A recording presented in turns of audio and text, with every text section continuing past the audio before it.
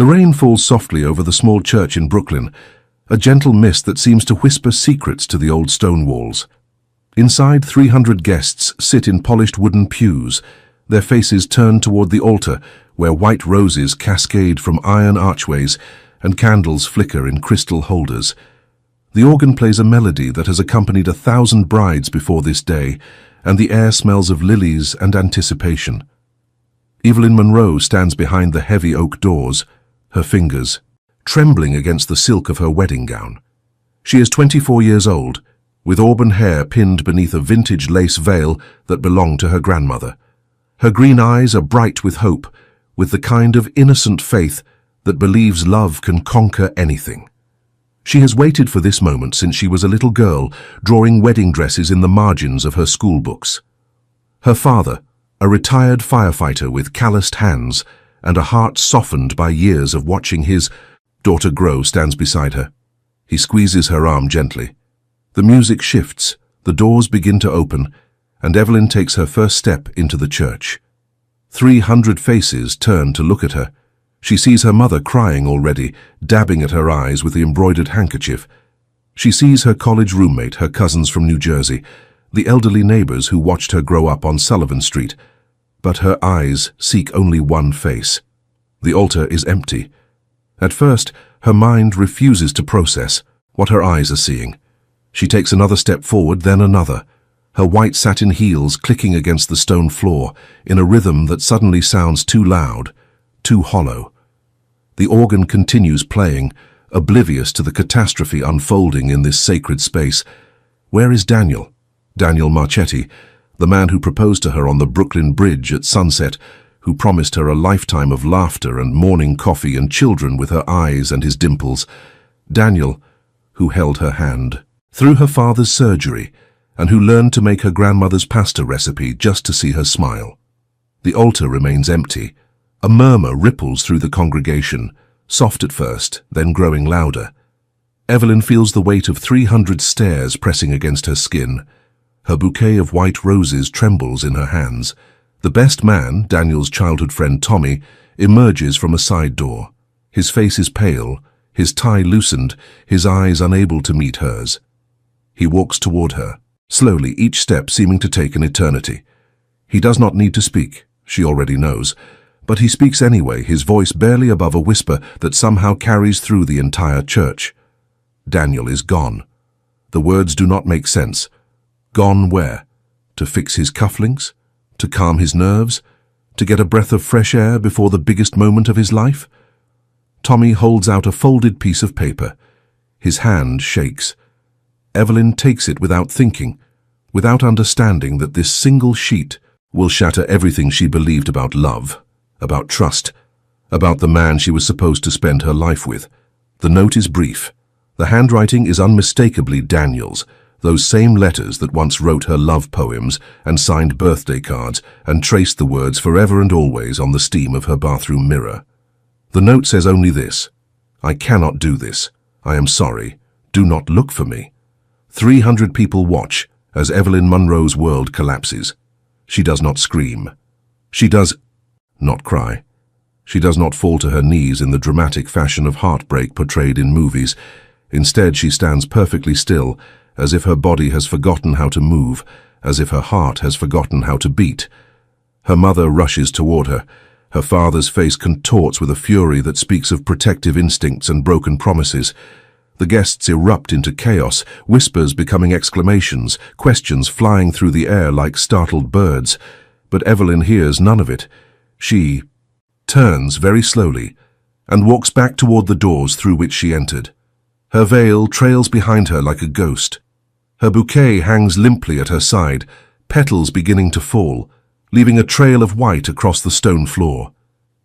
She walks out of the church. She walks down the steps. She walks into the rain. And then Evelyn Monroe does something that will define the next 5 years of her life. She keeps walking, past the waiting limousine with its white ribbons, past the catering vans, past the photographer who calls her name with concern in his voice. She walks until the church is a distant silhouette behind her, until her wedding gown is soaked through and clinging to her skin, until the rain has washed away her carefully applied makeup and left her face bare and raw and somehow more honest than it has been in months. She walks until she reaches the subway station at the corner of Atlantic Avenue. Still in her wedding dress, she descends the stairs. The fluorescent lights flicker. Overhead, a homeless man looks up from his cardboard bed and stares at her with something like understanding in his weathered eyes. A woman with grocery bags pauses mid-step, her mouth forming a question that never becomes sound. Evelyn swipes her Metro card. She pushes through the turnstile. She boards the first train that arrives, not caring where it goes, not caring about anything except putting distance between herself and the ruins of her carefully planned future. She rides the subway for hours. Manhattan, Queens, the Bronx, Brooklyn again. She watches the stations blur past like the chapters of a story she no longer recognizes.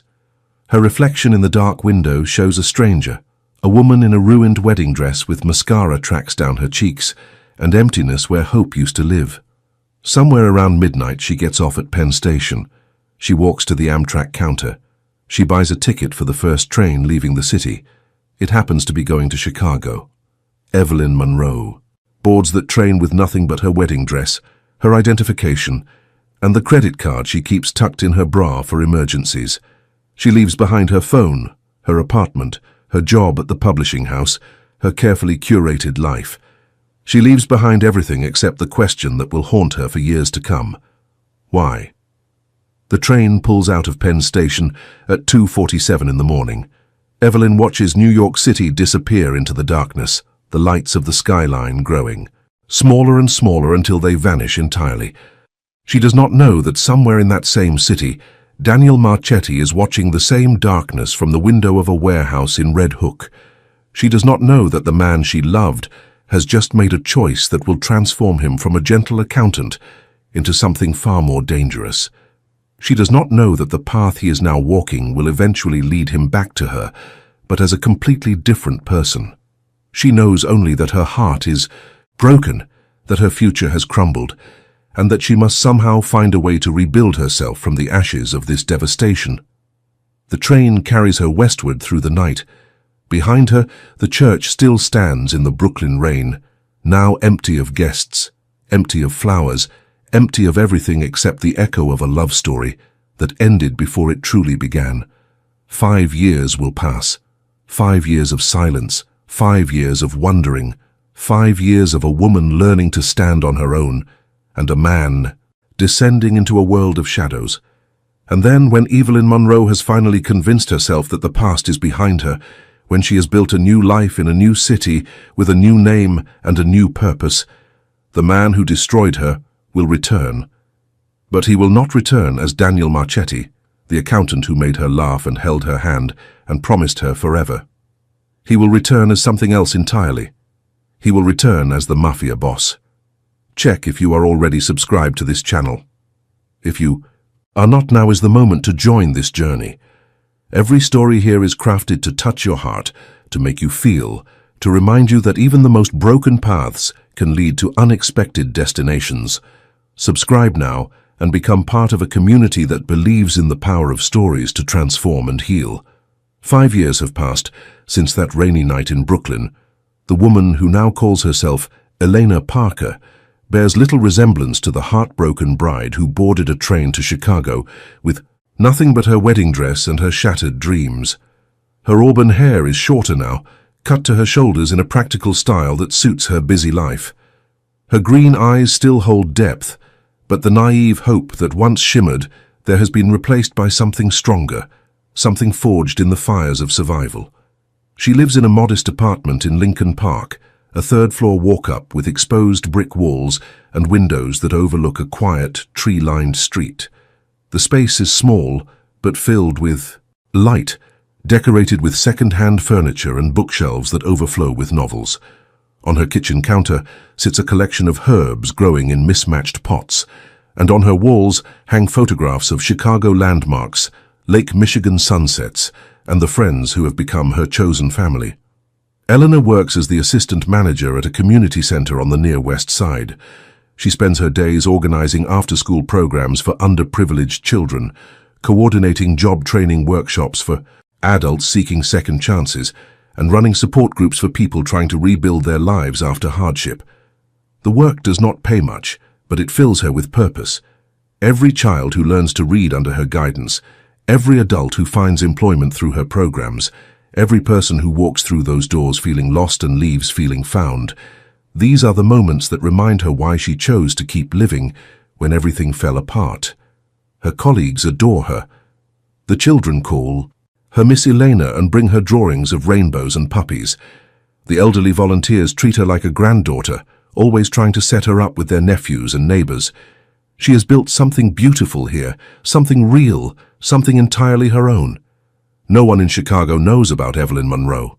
No one knows about the wedding dress she left in a donation bin at a shelter in Ohio.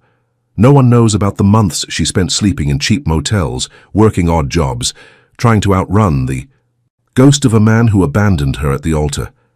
No one knows about the night she sat on the shore of Lake Michigan and considered walking into the water and never coming back. That was 4 years ago. She does not think about that night anymore. She has learned that survival requires selective memory, that healing demands the ability to close certain doors and throw away the key. On this particular October morning, Elena arrives at the community center early, as she always does. The autumn air is crisp, carrying the scent of fallen leaves and the distant promise of winter. She unlocks the front door, turns on the lights, and begins preparing for the day ahead. The center occupies a converted warehouse that the city rehabilitated a decade ago. High ceilings, large windows, an open floor plan that can be configured for different purposes. In the mornings, it hosts a breakfast program for seniors. In the afternoons, it transforms into a homework haven for children. In the evenings, it becomes a gathering place for support groups and community meetings. Elena loves every corner of this building.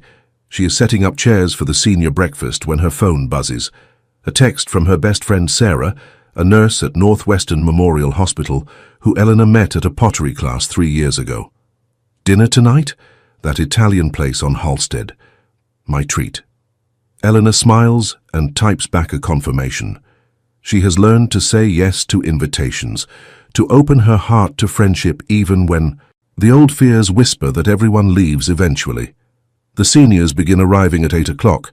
Mr. Patterson, 92 years old and still sharper than most people half his age, immediately demands to know why Elena is not yet married to a nice young man who appreciates her. Mrs. Chen brings homemade dumplings that she insists Elena must eat immediately because she looks too thin. The Gonzalez sisters argue about whose turn it is to lead the morning stretching exercises. This is her family now. Not by blood, but by choice, which Elena has learned is often stronger. The morning passes in a blur of activity. Breakfast, conversation, a minor crisis when Mr. Patterson's hearing aid battery dies, a joyful moment when Mrs. Chen announces that her grandson has been accepted to medical school. Elena moves through it all with practiced ease, her smile genuine, her care authentic. At noon, the afternoon shift arrives. Young volunteers from the local universities, eager to add community service to their resumes, but often surprised to find that they genuinely enjoy the work. Elena delegates tasks, answers questions, solves problems. It is during the after-school rush, when 37 children ranging from 6 to 14 years old flood through the doors, that Elena's carefully constructed world begins to crack.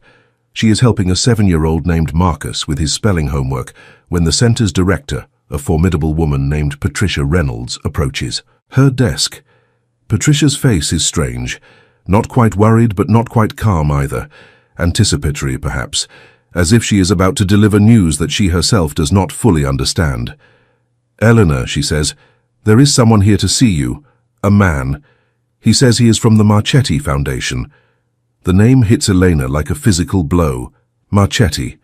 For a moment, she cannot breathe. For a moment, she is 24 years old again, standing in a church in Brooklyn, watching her dreams disintegrate. But that is impossible. Marchetti is not an uncommon name.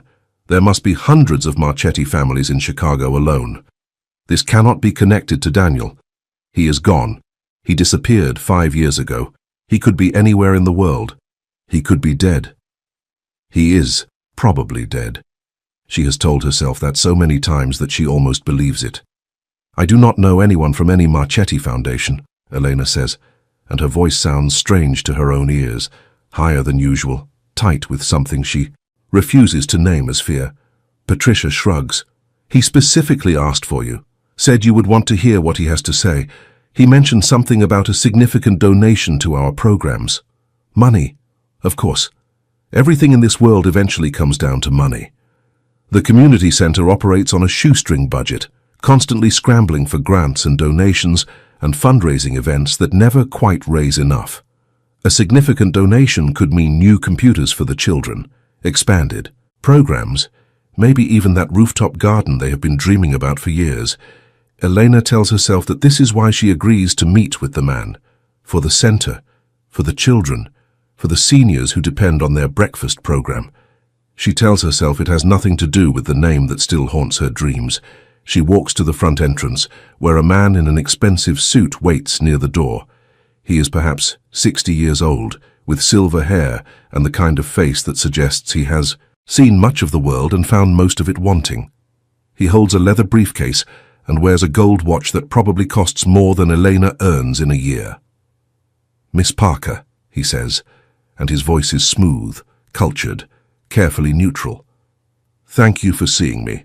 My name is Robert Castellano. I represent the Marchetti Foundation." "I am not familiar with that organization," Elena replies, and she is proud of how steady her voice sounds.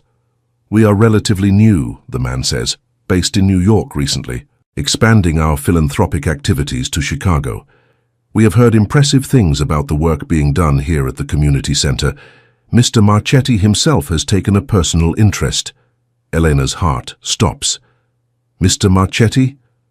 Robert Castellano's expression does not change, but something flickers in his eyes. Something that might be assessment, might be curiosity, might be the satisfaction of a trap successfully sprung. "Yes," he says. "Daniel Marchetti. I believe you may have known him once." Before his current success, the world tilts. Elena grips the edge of the reception desk to steady herself. Her knuckles turn white.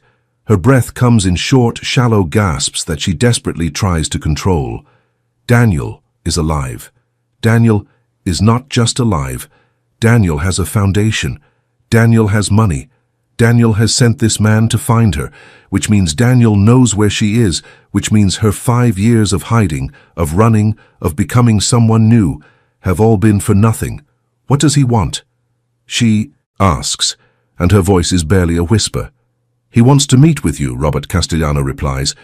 "Tomorrow evening. A car will pick you up at 7 o'clock, and if I refuse..." The man smiles, but there is no warmth in it. "Mr. Marchetti was quite insistent.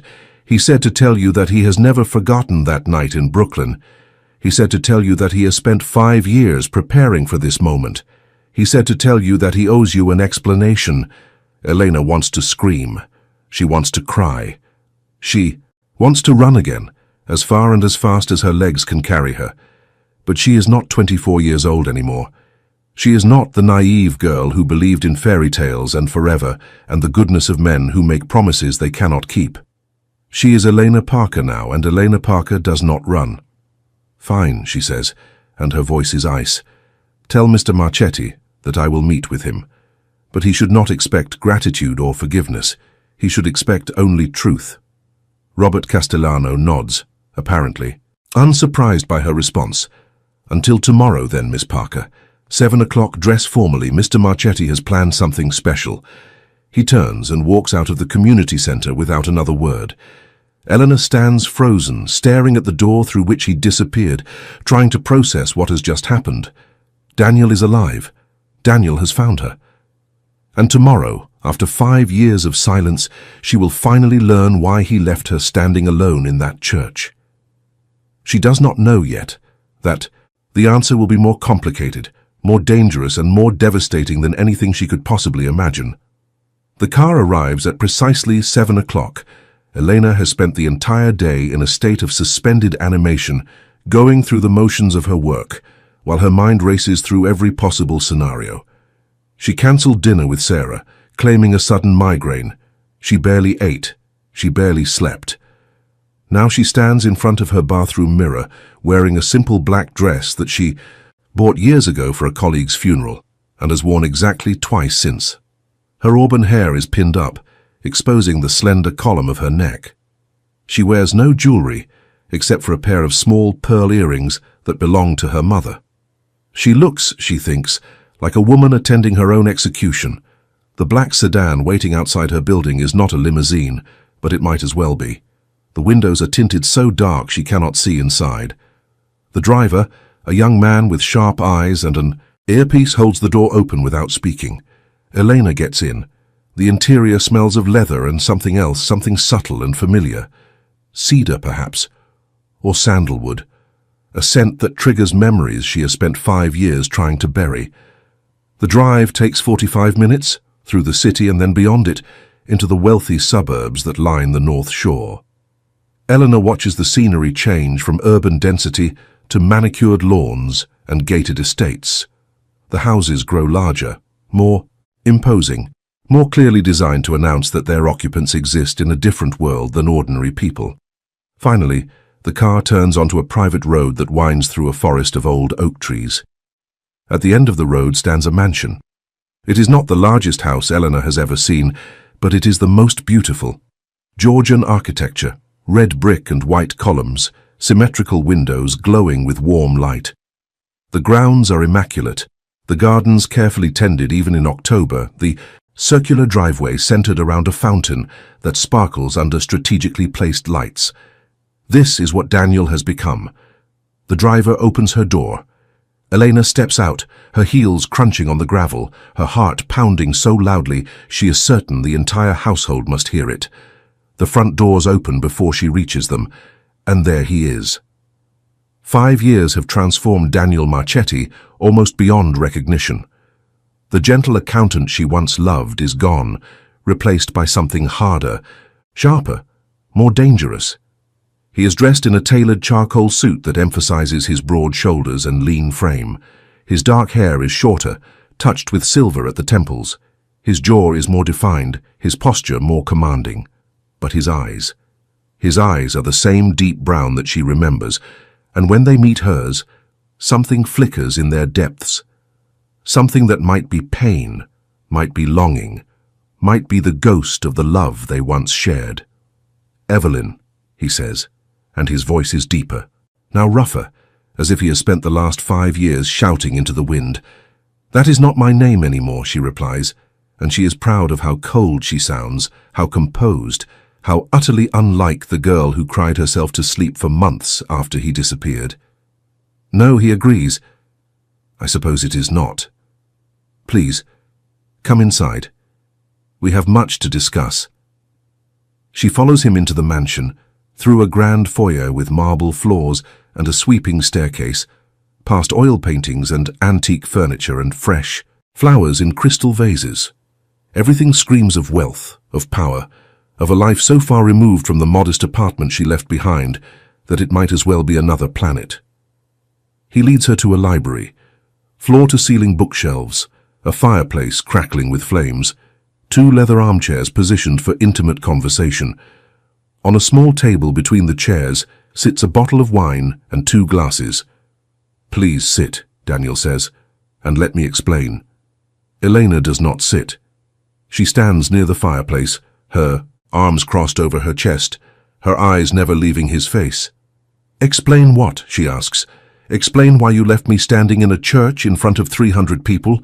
Explain why you disappeared without a word for 5 years? Explain why you have apparently become wealthy enough to own mansions and foundations, while I spent years trying to put my life back together?" Daniel's jaw tightens. "Yes," he says quietly. "All of that.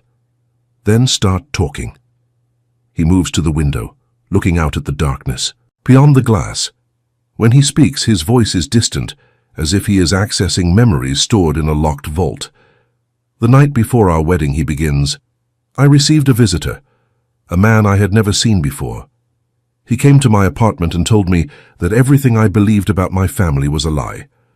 Elena says nothing. She waits. "My father," Daniel continues, "was not an insurance salesman from Queens. He was Marco Marchetti, one of the most powerful figures in the New York underworld. He left that life when I was born, changed his name, moved to the suburbs, tried to raise me without the shadow of his past. He died when I was 12, and my mother never told me the truth. The fire crackles, shadows dance across the walls. But the organization he left behind did not forget about him, or about me. The night before our wedding, they came to collect what they believed they were owed. The son of Marco Marchetti, heir to an empire he never knew existed. "You are telling me," Eleanor says slowly, "that you left me at the altar because of organized crime. I left you at the altar to save your life." The words hang in the air between them. "They gave me a choice," Daniel says, and now he turns to face her, his eyes burning with something she cannot name. "Marry you and watch you become a target. Watch them use you to control me. Watch them destroy everything you are, everything you could become. Or walk away, disappear. Let you believe I was a coward rather than know the truth. Let you hate me rather than put you in danger." Elena's composure cracks. "That was not your choice to make. I know. You should have told me. You should have given me the option to decide for myself. I know. 5 years, Daniel. 5 years I spent wondering what I did wrong. What was so broken in me that the man I loved could not bear to marry me?"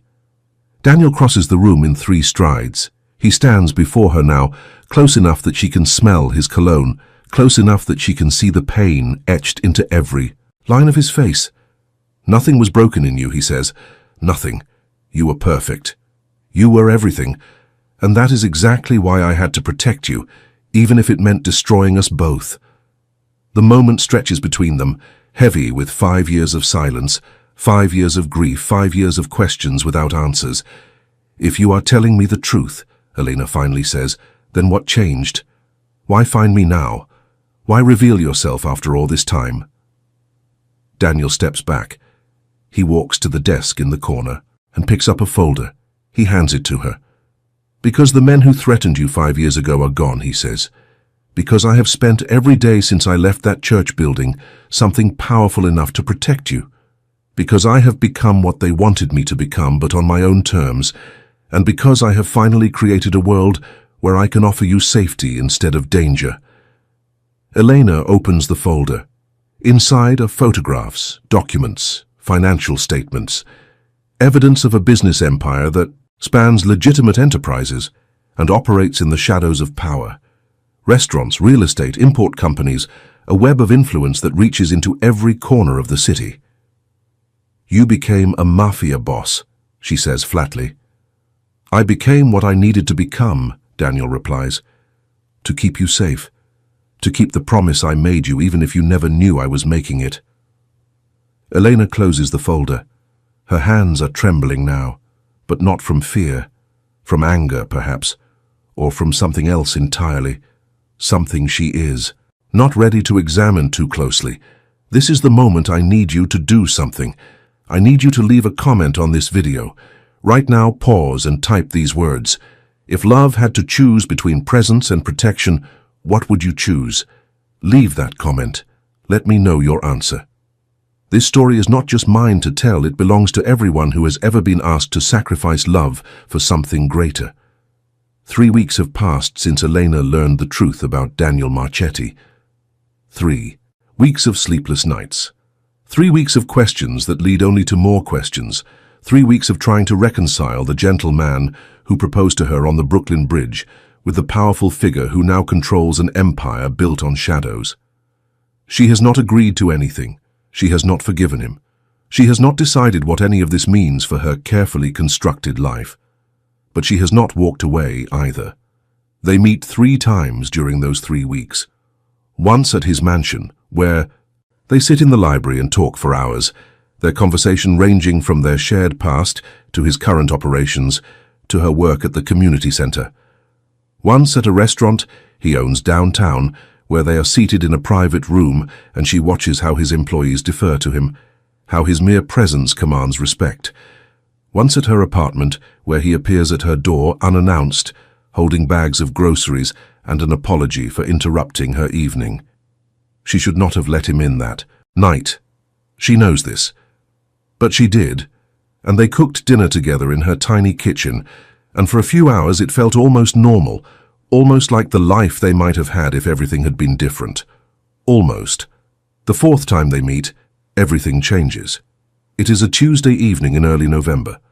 Elena is walking home from the community center, bundled against the cold, her mind occupied with budget spreadsheets and grant applications. She does not notice the black car idling at the corner. She does not notice the men watching her from across the street. She notices nothing until a hand closes around her arm. "Miss Parker," a voice says, and it is not friendly. Mr. Marchetti would like a word. This is not one of Daniel's men. This she knows immediately, instinctively, with a certainty that settles in her bones. Daniel's people are always polite, always professional, always careful to make her feel comfortable. This man makes her feel afraid. "I do not know any Mr. Marchetti," she says, trying to pull her arm free. The grip tightens. "Do not lie, Miss Parker. Or should I say Miss Monroe? We know exactly who you are. We know exactly who you belong to. I do not belong to anyone." The man smiles. It is not a pleasant expression. That is what you think. But you have become very important to some very important people. And those people have questions they would like answered. He begins pulling her toward the waiting car. Elena fights. She screams. She kicks. She bites the hand that clamps over her mouth. But these men are professionals, and she is a social worker who has never been in a physical confrontation in her life. Within seconds, they have her in the back of the car, her hands bound with plastic ties, a cloth pressed over her face that smells of something chemical and sweet. The world goes dark. When Elena wakes, she is in a warehouse. The ceiling is high, industrial, crisscrossed with metal beams and hanging lights. The floor is concrete, stained, and cold. She is sitting in a metal chair, her wrists still bound, her head pounding from whatever they used to render her unconscious. 3 men stand before her. 2 she does not recognize, large and menacing, their faces blank with professional detachment. The third is older, perhaps 50, with a receding hairline and eyes that remind her of a snake. "Miss Monroe," the older man says, "how delightful to finally meet you. I have heard so much about you." "Who are you?" Elena demands. "What do you want?" "My name is Victor Rossi. I am an old colleague of your boyfriend's family. And what I want is very simple. I want Daniel Marchetti to understand that there are consequences for his ambitions." "I do not know what you are talking about." Victor Rossi laughs softly. "Of course you do. Daniel Marchetti has spent the last 5 years building an empire. He has taken territory that belonged to others. He has consolidated power in ways that threaten the established order. And worst of all, he has done it, while claiming to operate outside the traditional rules." Elena says nothing. "We tried to control him 5 years ago," Rossi continues. "We thought that threatening the woman he loved would be enough to bring him into the fold. Instead, he abandoned you and went his own way, built something entirely independent, made himself untouchable." She realizes now the full horror of what happened 5 years ago. Daniel did not just leave her to protect her. He left her because these men threatened to destroy her if he did not comply with their demands. And when he refused to become their puppet, he chose a different path entirely. "But now," Rossi says, "now you have returned to each other. Now he has a weakness again. And weaknesses can be exploited." "He will not negotiate for me," Elena says. "We are not together. He left me 5 years ago. Whatever feelings existed between us are gone." "You do not believe that," Rossi replies, "and neither does he. We have been watching you both for weeks. We see how he looks at you. We see how you look at him. Whatever happened in the past, there is something very much alive in the present." He nods to one of the large men, who produces a phone and begins filming. "You are going to send Mr. Marchetti a message," Rossi says. "You are going to tell him that we have something he values, and you are going to tell him that if he wants to see you alive again, he will meet with us, alone, unarmed, tomorrow at midnight." Elena's heart is pounding, but she forces herself to remain calm. She thinks of the children at the community center who look to her for stability. She thinks of the seniors who depend on her strength. She thinks of all the people she has helped rebuild their lives after hardship. If they could be brave, so can she. And if Daniel Marchetti truly loves her, if everything he told her was true, then she has to trust that he will find a way to save them both. The man points the phone at her face. She speaks. Daniel, it is Eleanor. Some men have taken me. They want you to meet with them tomorrow at midnight. They say they will tell you the location. They say to come alone. She pauses. The men expect her to plead, to cry, to beg for her life. Instead, she looks directly into the camera and adds something the men do not expect. But Daniel, listen to me. Do not come. Whatever they want, it is not worth your life. These men are using me to get to you. Do not let them win. Stay away. Stay safe. I survived losing you once. I can survive it again. Rossi's face contorts with anger. He signals to his men and one of them strikes her across the face. The world spins. Pain explodes across her cheek. But Elena does not regret her words. She has given Daniel a choice, just as he once chose for her. He can walk away. He can protect himself. He can let her go. Or he can come for her. She knows, deep in her bones, which choice he will make. And she finds that despite everything, despite 5 years of anger and grief and carefully constructed walls, around her heart she wouldn't want him to choose differently. Daniel Marchetti receives the video at 9:43 in the evening.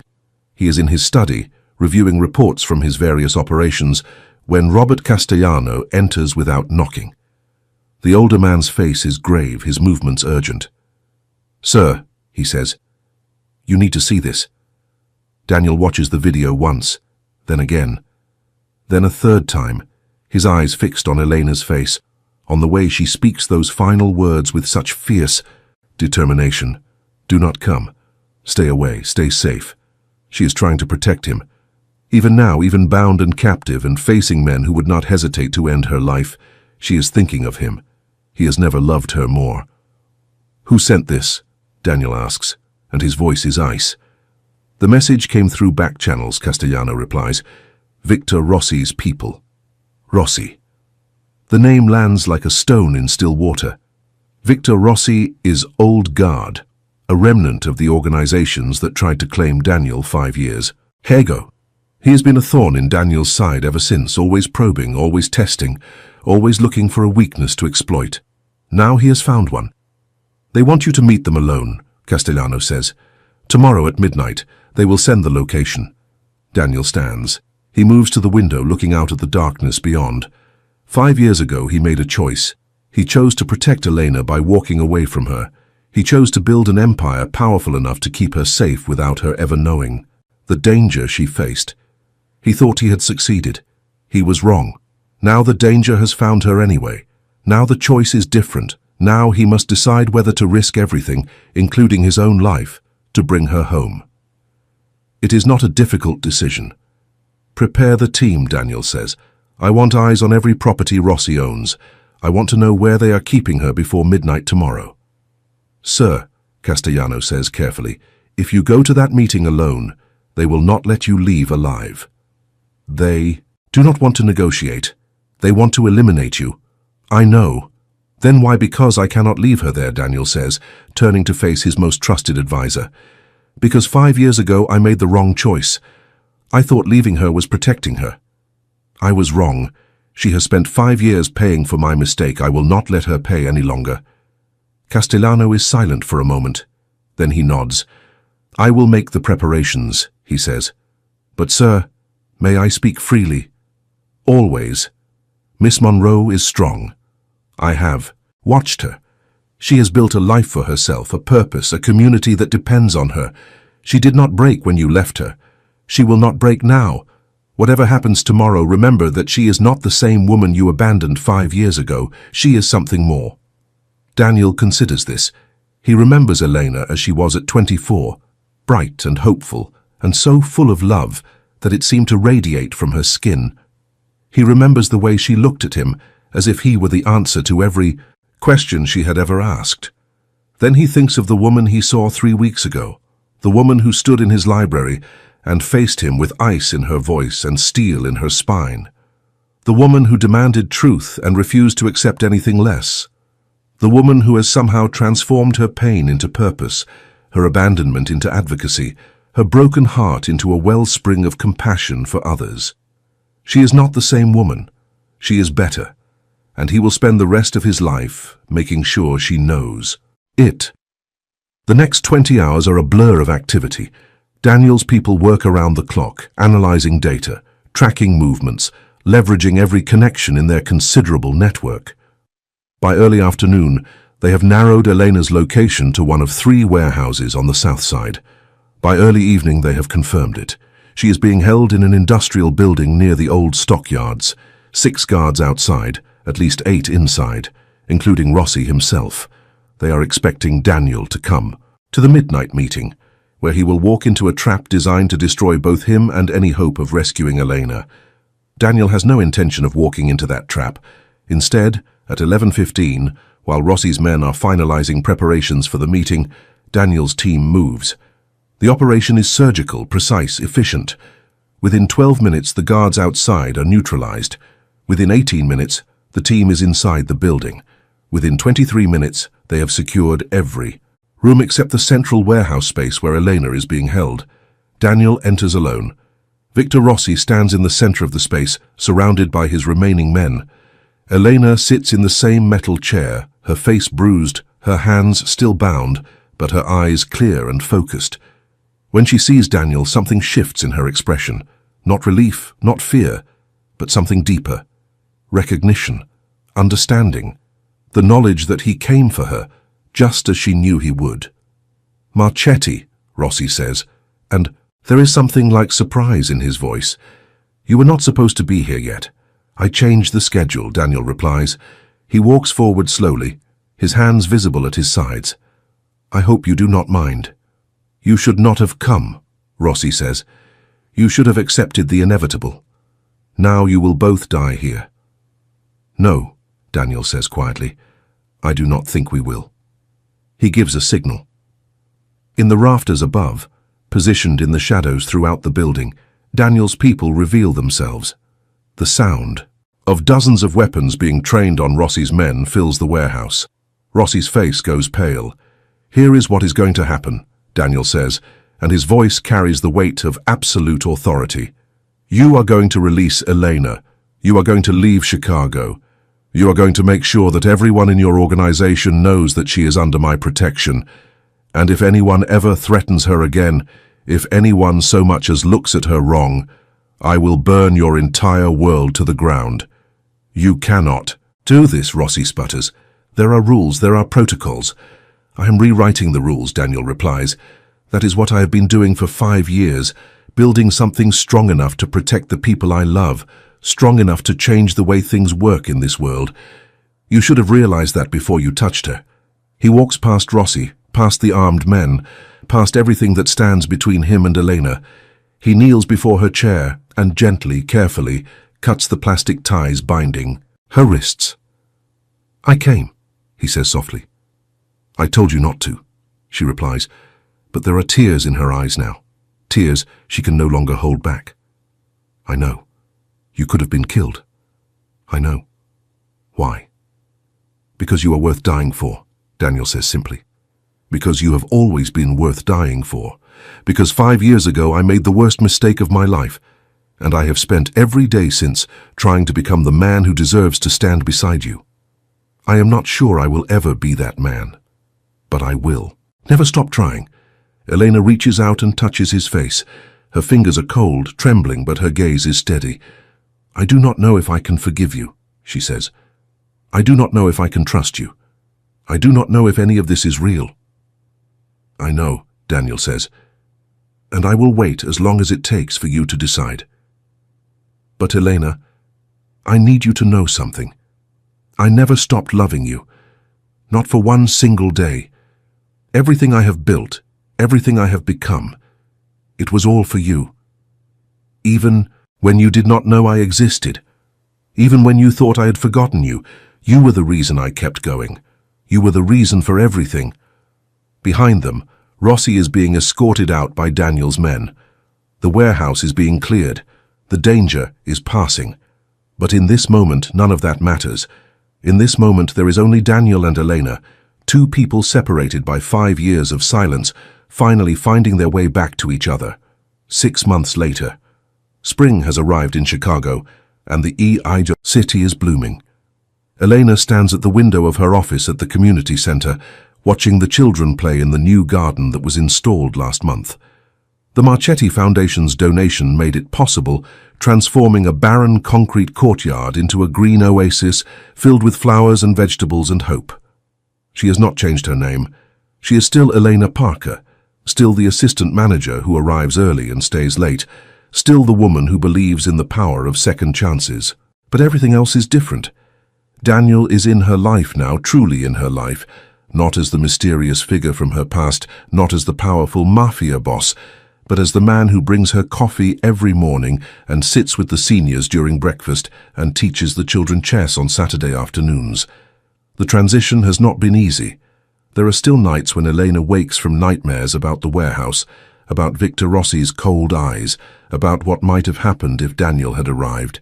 Even 5 minutes later, there are still moments when the old anger surfaces, when she remembers standing alone in that church and wonders how she could possibly trust someone who caused her such pain. But then Daniel does something small and ordinary. He makes her laugh. He remembers something she mentioned weeks ago. He looks at her with such transparent devotion that she cannot doubt his feelings, and slowly, carefully, she learns to trust again. They have not defined what they are. They are not engaged. They are not officially dating. They are simply two people who have found their way back to each other after a journey that nearly destroyed them both. It is enough. On this particular spring morning, Daniel arrives at the community center with a familiar black sedan. But instead of coming inside, he waits by the car, his posture suggesting something important. Elena goes to him. "I want to show you something," he says. She gets in the car without asking questions. This is another thing she has learned to trust. The surprises Daniel brings into her life. They are never unwanted. They are always meaningful. The drive takes them out of the city, past the suburbs, into the countryside that lies beyond. After an hour, Daniel turns onto a private road that winds through rolling hills and old oak trees. At the end of the road stands a house. It is not a mansion. It is not grand or imposing or designed to announce wealth and power. It is a farmhouse, white clapboard, with green shutters, surrounded by gardens and orchards and a barn that has been converted into a studio space. "What is this place?" Elena asks. Daniel takes her hand. "This is what I want to show you," he says. "This is what I have been building.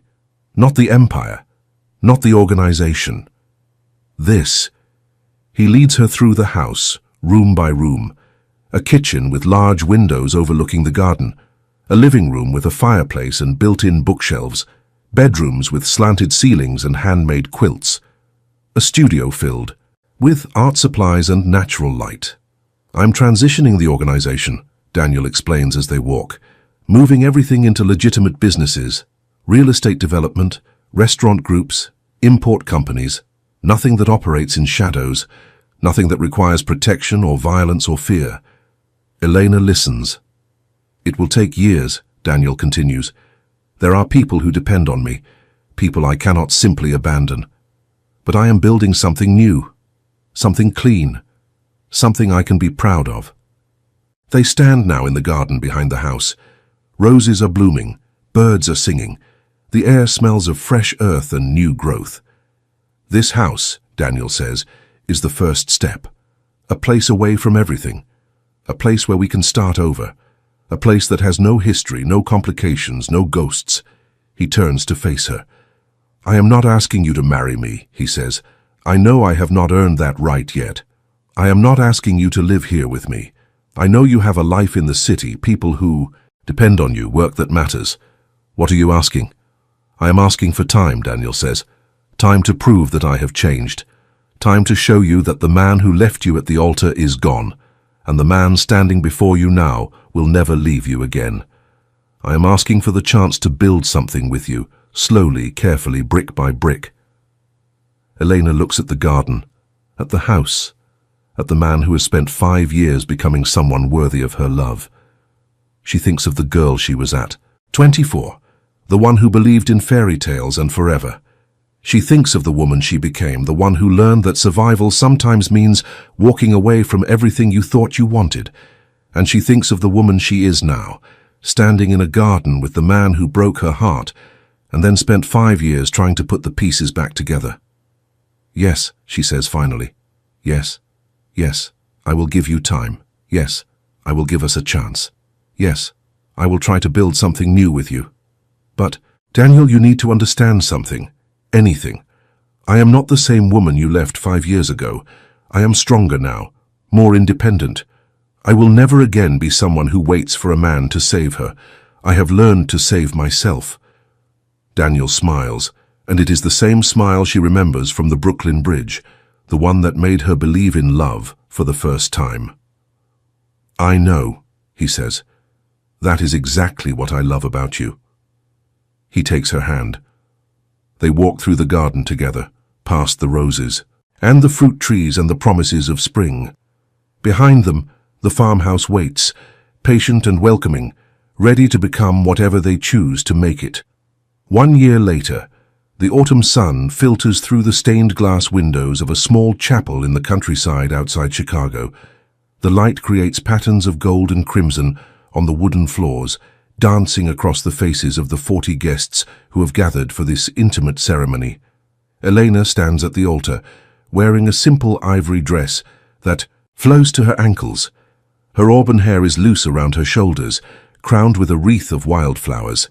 She holds a bouquet of roses and lavender from the garden she and Daniel have tended together for the past 12 months. She is not the same woman who stood in a Brooklyn church 7 years ago. She is not filled with naive hope or innocent faith. She is filled instead with something deeper, something earned through pain and growth and the slow, patient work of learning to trust again. Daniel stands across from her, his dark suit elegant but understated, his eyes never leaving her face. Behind him, the windows show rolling hills and ancient oak trees, the landscape they have come to call home. There is no officiant in the traditional sense. Instead, Patricia Reynolds, the director of the community center, stands between them. She obtained her officiant certification last month, specifically for this occasion. We are gathered here, Patricia begins, to witness the union of two people who have walked through fire to find each other. Two people who know that love is not always easy, that trust must be earned, that forever is not a destination, but a daily choice. The guests are a mix of Eleanor's friends from the community center, Daniel's legitimate business associates, and a handful of people from both of their pasts. Sarah is there, dabbing at her eyes. Mr. Patterson and Mrs. Chen sit together, holding hands. Robert Castellano stands near the back, his expression unreadable but his presence meaningful. Daniel, Patricia says, do you take Elena to be your wife? Do you promise to love her, to honor her, to choose her every single day, no matter what challenges you may face? I do, Daniel says, and his voice carries the weight of 7 years of longing, of sacrifice, of becoming the man he is today. I promise to never walk away. I promise to always communicate. I promise to build a life with you that is worthy of everything you have been through to get here. To Elena, Patricia continues, do you take Daniel to be your husband? Do you promise to love him, to forgive him, to trust him with the future you will create together? Elena looks at the man before her. She sees the boy she fell in love with on the Brooklyn Bridge. She sees the man who broke her heart in a church in Brooklyn. She sees the leader who built an empire and then chose to transform it into something clean. She sees the partner who has spent the last year proving, day by day, that he will never leave her again. I do, she says. I promise to be brave. I promise to be honest. I promise to build something beautiful with you and to never forget the strength I found when I had to stand alone. Patricia smiles. Then by the power vested in me by the state of Illinois, and more importantly by the community that loves you both, I pronounce you husband and wife. Daniel takes Elena in his arms and kisses her. The guests applaud. Sunlight pours through the windows, bathing them in gold. Later at the reception in the converted barn, Elena stands at the window and watches the sun set over the hills. Daniel comes to stand beside her, his hand finding hers. "Are you happy?" he asks. She considers the question seriously, as she considers all things now. "Yes," she says finally. "Not because everything is perfect, not because the past has been erased, but because I chose this. I chose you. And for the first time in my life, I know that I am exactly where I am supposed to be." Daniel pulls her close. "Thank you," he says into her hair. "For what? For giving me another chance, for believing I could change, for teaching me that love is not about saving someone. It is about standing beside them while they save themselves." Eleanor smiles against his chest. Through the window, the first stars are appearing in the darkening sky. In the barn behind them, their guests are laughing and dancing and celebrating this new beginning. Tomorrow, they will return to their lives. Eleanor will go back to the community center, to the children and seniors who have become her family. Daniel will continue the work of transforming his organization, building something legitimate and lasting. Together, they will tend their garden, fill their farmhouse with books and art and eventually children, create a future that honors both the pain they have survived and the joy they have found. But tonight, they are simply a man and a woman who found their way back to each other against all odds.